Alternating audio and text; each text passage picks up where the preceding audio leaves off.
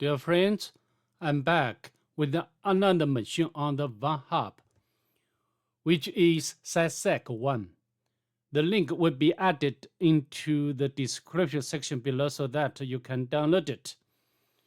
Although, as you can see here, the level is easy, but I don't think so.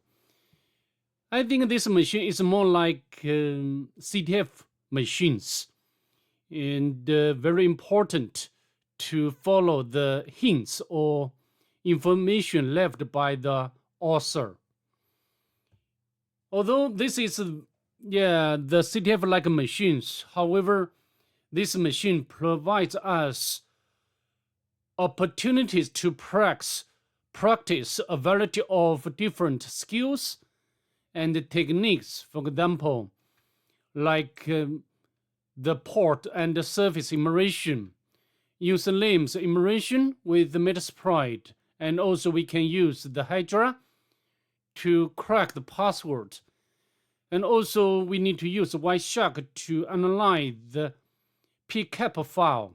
And then also we need to know the HexDump. So enough said, let's just get started. Of course, if you don't mind, please subscribe to my channel and leave a like below. I do appreciate your help and support. So then we can, of course, if you have a problem to set up this environment, please let me know in the comment below. And now we can go into the Kali Linux VM. First of all, we need to do the NMAP scanning. As you can see over here, I can zoom in the terminal so you can see what's going on. I use the options like scene scan, the virtual scan, the default script scan, and also use the option of the -P, uppercase PN, not to do the live testing for the target. And then use the option of -P- to do the comprehensive scan. And then output the result into this file with the option of ON. As you know, NMAP can support other types of formats. So from the NMAP scanning, we can tell that the target has several open ports. For example, the first one is 21, which is running FTP service and also the version information. Of course, so far, the exact version number we cannot get by NMAP. What we can know is the VSFTP running on the target. And when we use anonymous as username to log in, we got a code 500, cannot change home directory. And this one maybe is username, right? So we can copy this information onto our notebook. And then the second open port is 22, which is running SSH service and also the version information. As we know, this version maybe don't have the straightforward vulnerability except the username enumeration vulnerability. The next one is 80, which is running HTTP service and also the version information, which is a simple HTTP server and the number, version number. I think we cannot find vulnerability for this version of simple HTTP server. And the last one is 111. We do not need to care about this port number. So what we are going to do next, we need to do enumeration for the web application, because maybe also we can try to log into the target through FTP service. And we can put the username anonymous and password no. So login failed and exit. Next, I think we need to do the enumeration with web application, both manually and automatically. Let's launch our browser to do the manual enumeration first. And we can put the IP address of the target into the address bar of the browser. As you can see, very simple content of the page returned from the target developed by this user or this guy. And we can check the source code of this page.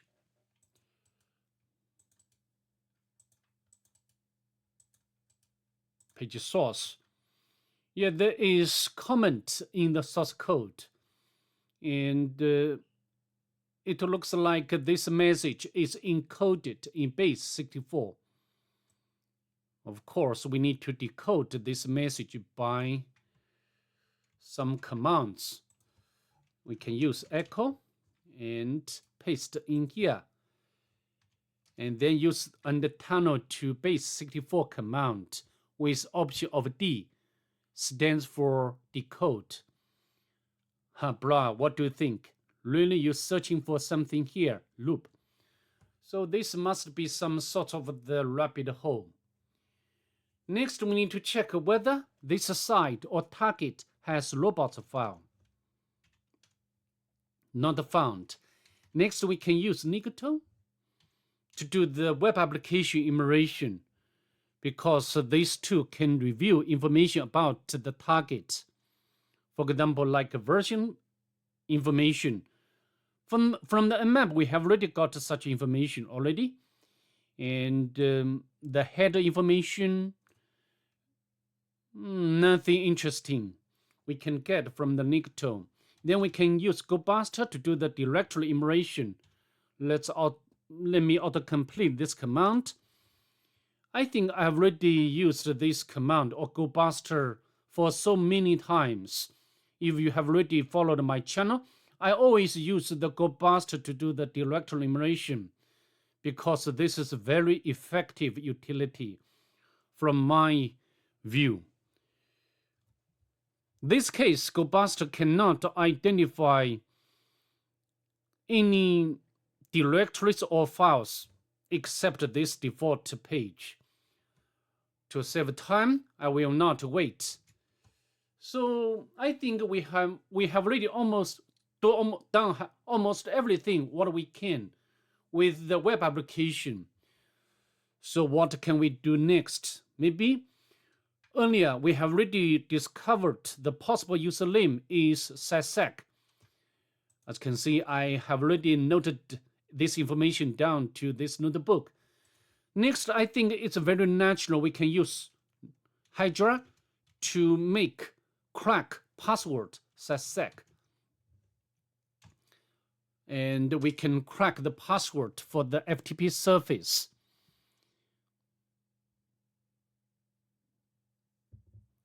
I just want to show you the entire or complete process to penetrate into this box. Not just a few important steps. Of course, in this case, Hydra cannot crack the password for this user. And similarly, we can crack the password for the SSH service.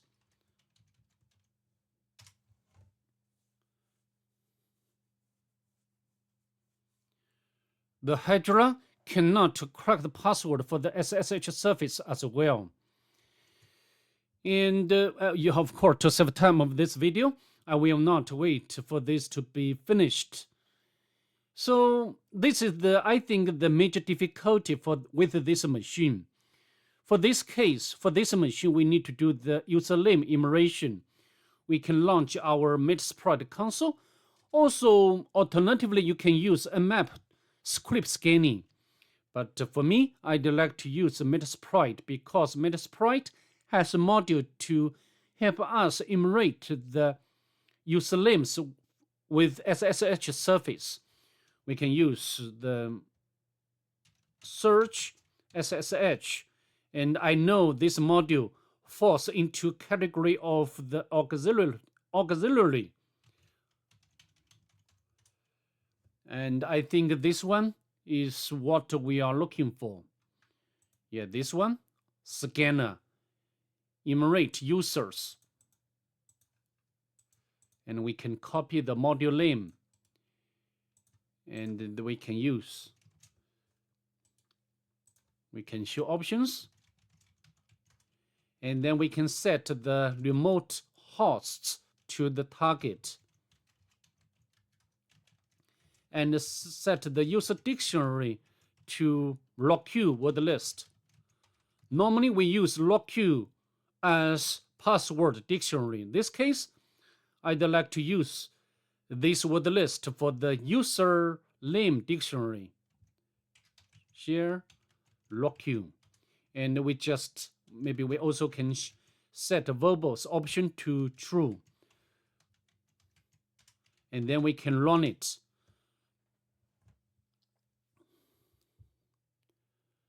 And this auxiliary module will try to use combinations of a username and every possible words in the locq word list. As you can see, user not found, not found. I must admit that it will take a very long time to scan the username or available username on the target. I will not wait for this to be finished to save time. And so now I just quit from the MetaSploit console. And I assume that we have already got the username. We can copy and note it down to this tab. And then, of course, next we can use Hydra to make cracking for this user. This is the new user. And similarly, we also can use Hydra to crack password for the FTP service. And if this doesn't work, and then we try to crack password for the SSH service to save time, I just, of course, you can use the locq as a word list to crack it. Again, before we try to use the Hydra, maybe the password is the same as the username. Actually, this is the case for this machine. And then we can use we just log into the target via SSH. And we can copy this username.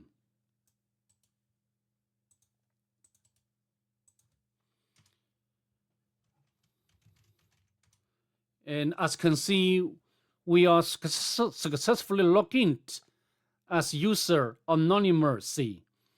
And we can cut out the readme. Yeah, hello, dude. You're doing good. I just need to ensure that your network basics is good enough to get to the next level. So I think the next level is surrounding the network basics or knowledge. So I prepared a simple challenge for you. A lot of miswords or misspelling. You have this image. I think this should be the image, what the author is talking about, which contains the hex dump of a packet, include ICMP. You have to get the source IP address with normal IP format. And finally, you have to calculate, type of the ICMP must be a number, and the destination MAC address in this format. Then put the values in this format. Yeah, this one, separated by this symbol. Finally, you have to calculate the MD5 hash for this. And this will be the web directory for the next step. So I think what we have to do is to get the web directory name. And the name is coming from, or will be coming from, the MD5 hash. And the input for this MD5 should be this one. So next, I think we need to download this picture onto our Kali Linux. So how to download? For me, the easiest way is to use Python 3 and set up the web server on the target. And however, this case, on the target, there is no Python 3. So alternatively, we can use the SCP. We can check SSP. Yeah, SCP is available. So we can use SCP and the file name and connect to our Kali Linux. And I need to get the working directory. So we can copy this path and put it in here. Provide the password of my Kali Linux. As you can see, it's done. Now we can list files. As you can see, we got this picture. And next we need to open up this picture. Go to, we need to go to, here. This is our working directory. Open up. And this is I think this is the part of the entire file. And this is the HexDump. And because the author has already told us, we need to get the information, for example, like source IP address, destination MAC address, and also the ICMP. And this, the packet information should be matching with the ICMP. So how to know? Of course, if you have already used the Wireshark very often, maybe you do not need to follow this step. However, for me, I'd like to capture live packets for the ICMP. So how to do? We just launch our Wireshark, and we can select the interface. This one, start, and we can create some packets of the SMP. We can use ping to the target. As you can see, we got ICMP packet, and we can stop the capturing. So we just, for example, if you want to know the location of the destination MAC address, you can click this part, this section, and followed by the source IP address and the type, the ICMP type. So we need to match this information to this picture. This one. So this D4 CA, like that, should be the destination MAC address, and the 08 should be the ICMP type. This case is IP. Okay, and then if you want to know where is the source IP address, we can go back to the Wireshark. For example, here, source IP address. Here, as you can see. So I think you just follow the steps and take a look at these packets. The packets and also the picture very closely. And then you can get this information. I have already noted down such information. And for example, this is the destination. This is the destination IP address, destination MAC address. And the 808 is the type of ICMP. And then AC. This one, AC. 12 should be the source IP address. Of course, this is the hex format. We need to convert it to binary or decimal. I think this is a very basic network knowledge, and you can convert this to the decimal, and then we can combine all of the information. And of course, we need to use this one to separate with each other, and then we can get this string or information, and then to calculate the MD5 value, we can use echo. With an option, remove the new line.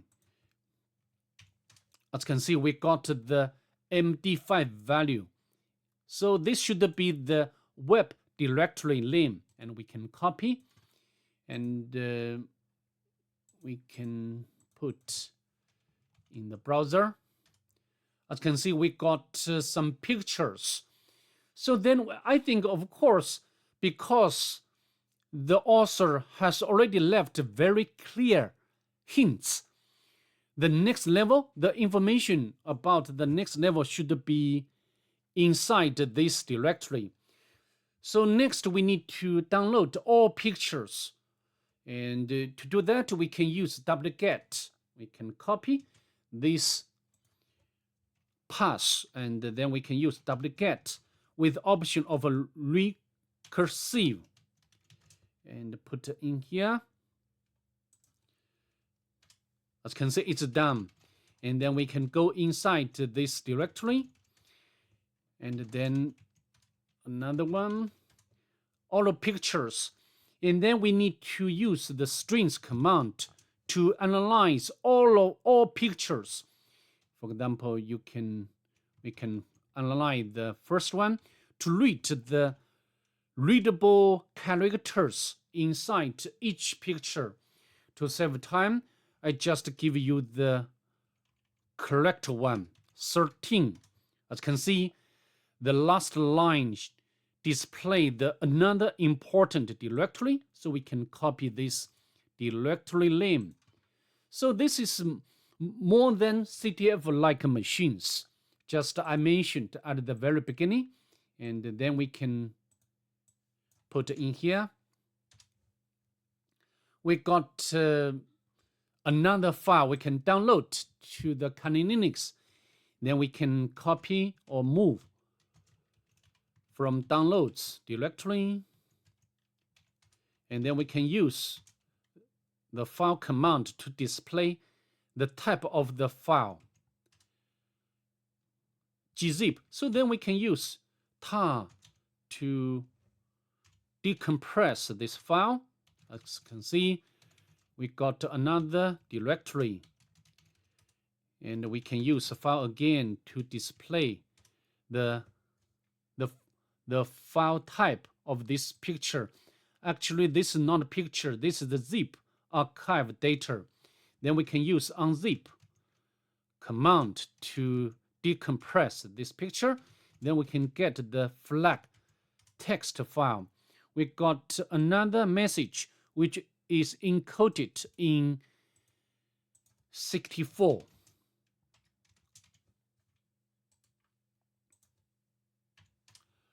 We got the result. Of course, this result is encoded again. And if you have already done a lot of CTF machines, I think you know what this message use, which kind of encoding is used by this message. We can copy and go to this subchef. We can copy, and we select the ROT as operation. As you can see, the username and password that you are looking for exists on another directory. So we need to copy this directory name, and we can put in here. Yeah, we got two lists. The first, the username. Of course, come on, brother. Trying to find the username by yourself. Of course, we do not need to get the username dictionary because we can get it from the password file, right? The two normal users, Cysec 1, Cysec. So I think we can, we can set up the usernames dictionary, Cysec 1. And then passwords, and this should be the password dictionary. We can copy and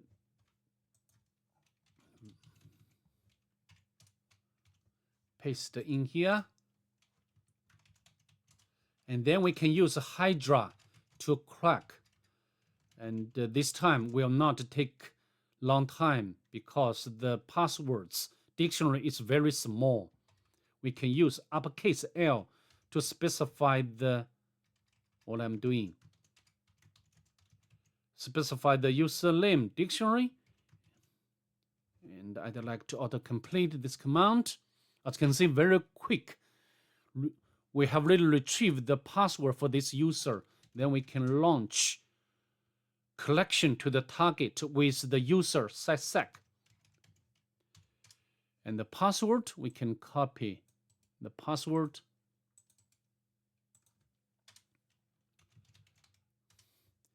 Yeah, and the next, so, just I mentioned again, this is very classic or typical CTF machines. We just follow the steps. And this is another picture, oh, sorry, not picture. This is a pcap file. We need to download this file. And we can use the same way as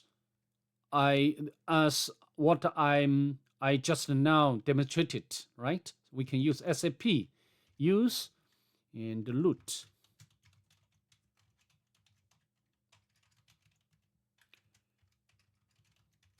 And we need to specify the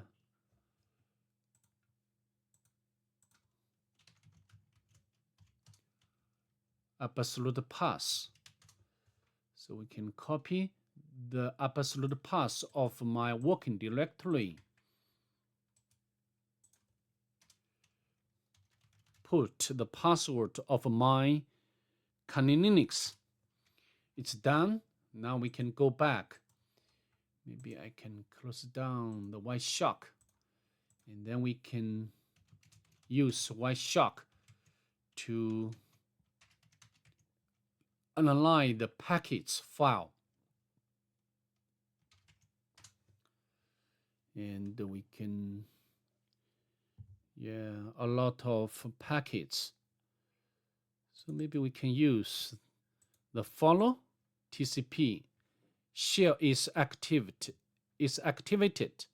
Close.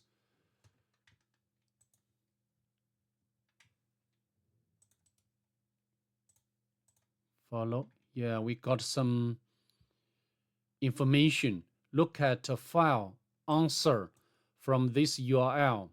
Answer. Okay, you know how to use it. No, tell me. Please, you have to send every word on the answer text file in UDP packet on port number as a payload. The correct one will return your flag. Thanks for your welcome. Okay, bye. So I think the next answer or next hint should be located in answer.txt file. So we need to analyze the package more, and we need to find HTTP packets, right? HTTP. So we can use the follow feature. As you can see, we got some words we can copy and note down to our notebook. And also, just now, the author is giving us the information. The target has UDP application running. So how to get such information? We can use the SSTUNLP to display all active port number. Although the author was telling us the port number is 8891, this is the closed port number, and this is UDP. Next, we can use netcat to connect to this port number, and we need to provide words from this dictionary as payload. So how to do? We can open up another tab.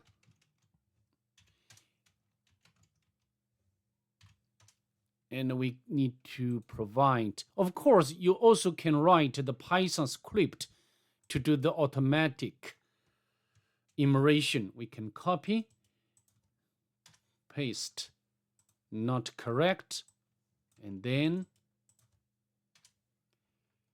and copy next one, and the next one, and the next.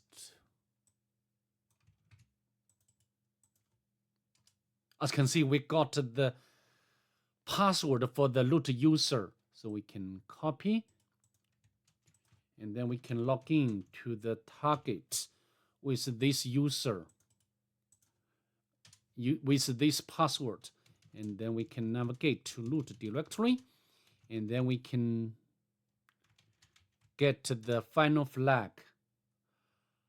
All right, so that's pretty much it. I'd like to see you in the next one. Bye. Have a nice day.